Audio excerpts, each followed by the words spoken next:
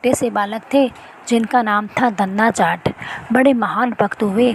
उनको परिवार से अब उनकी माँ कथा सुनने ले गई। कथा में कह रहे थे, बिना भगवान का भोग लगाए जो खाता है वह पाप खाता है, भगवान की सेवा करनी चाहिए।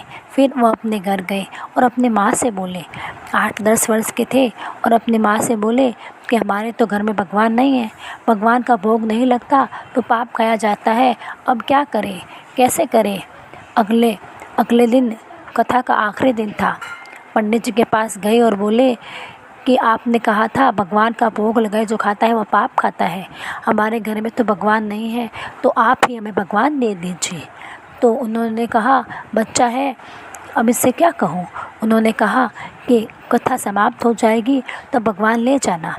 अब दूसरे दिन पंडित जी कथा समाप्त कर जाने लगे तो उन्होंने पीछे से आवाज़ लगाई कि पंडित जी मुझे भगवान दे दो। फिर पंडित जी सोचा कि बच्चे को मना क्या करूं, अब इनको क्या खोलूं। तो उन्होंने भांग का बट्टा ऊपर वाला हिस्सा दे दिया और कहा, ये लो भगवान है। तो उन्होंने पूछा, इनकी सेवा कैसे करनी है। तो पंडित जी ने बताया, नहा के नहला देना, पवा के पाल लेना, बस इतनी सी सेवा है। वो इतने खुश हुए, देखो विश्वास कर रहे हैं कि यह भांग का बट्टा नहीं भगवान है, मुझे ठाकुर जी मिल गए हैं, मुझे भगवान मिल गए हैं। घर गए, नहलाया और ठाकुर जी को, और भांग का बट्टा है उसको भी नहलाया, और बाजरे की रोटी, गरीब आदमी है, बाजरे की रोटी उनके सामने रख दी और कहा, पाओ प्रभु। और प्रभु कहा, एक दिन हो गया। उन्होंने सोचा हमारे पास तो कुछ नहीं है, इसलिए भगवान ने कुछ लिया नहीं। पंडित जी के पास खीर पूरी है, सभी सामग्री है, तो ठाकुर जी तो पा लेते हैं। वह बिल्कुल भी ठाकुर जी एकदम ठाकुर जी को मान रहा था।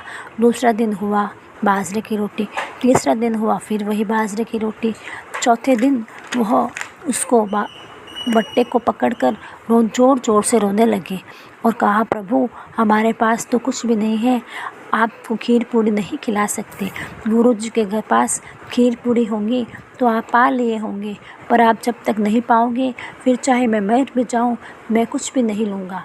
उसी समय श्री कृष्ण जी प्रकट हो गए और भगवान तो कण कण में है।